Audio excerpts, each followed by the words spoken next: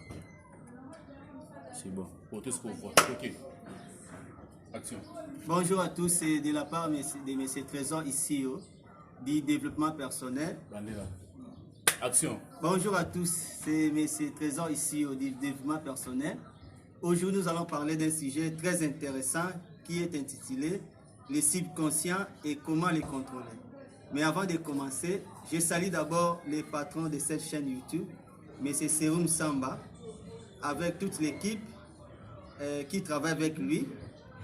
Salut, mes salutations à vous. Sans vous, peut-être je n'allais pas être vu aujourd'hui dans le monde. Je salue aussi également toute personne qui me soutient avec des moyens, tous les moyens pour que j'arrive à faire des telles sortes d'enregistrements. Mais je ne serai pas ingrat de saluer ma femme Véronique Bedi Kalonda avec mes deux enfants, Grâce Isio et Raph. Là où vous êtes, je vous salue beaucoup. Mais je ne serai pas ingrat de saluer mon pasteur, l'apôtre Lutumba, Israël. Alors, pourquoi nous avons choisi ce thème des subconscients?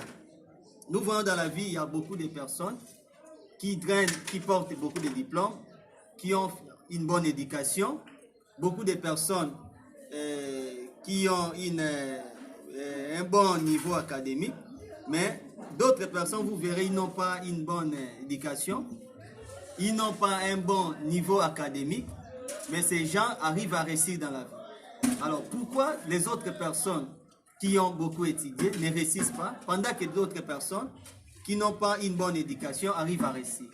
J'ai vite remarqué que la différence se situe au niveau du subconscient. Parce que le subconscient, c'est ce qui travaille pour nous, c'est ce qui réalise toutes choses dans la vie. Alors, qu'est-ce qu'est le subconscient? Nous voyons que l'esprit humain est divisé en deux parties.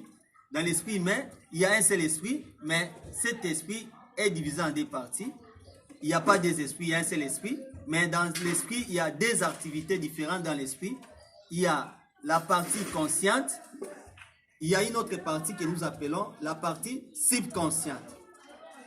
Alors, la partie consciente et la partie subconsciente, les deux sont séparés par une ligne imaginaire.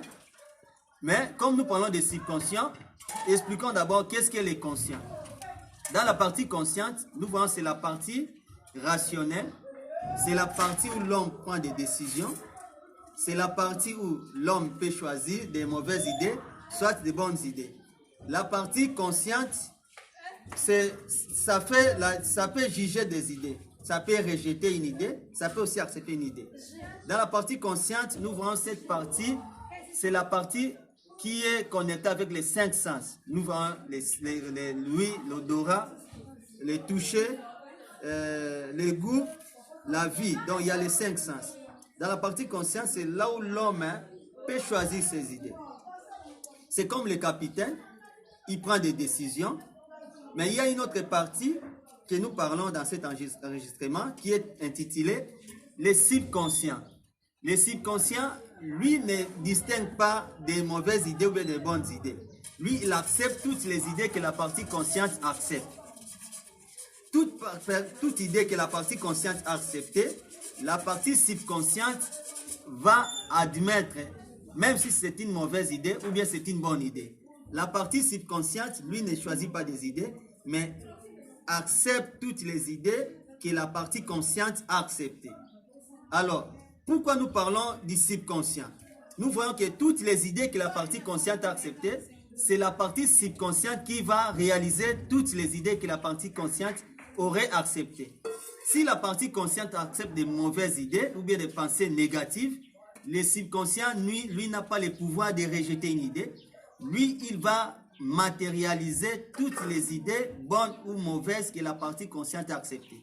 Alors, la différence dans les humains, ce n'est pas au niveau des parties conscientes.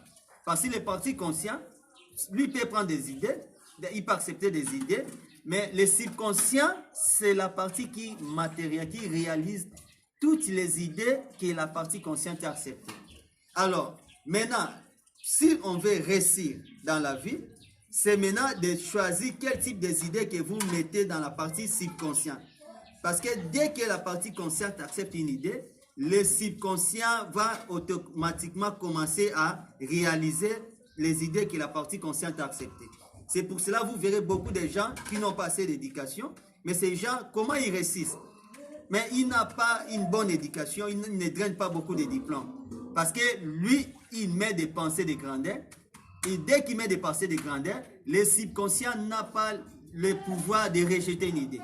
Lui ne choisit pas des idées, mais accepte des idées ou bien des concepts que la partie consciente a acceptés. Maintenant, dans le subconscient, nous voyons c'est la partie liée, la partie divine. C'est le soi supérieur, c'est la partie qui est connectée à Dieu.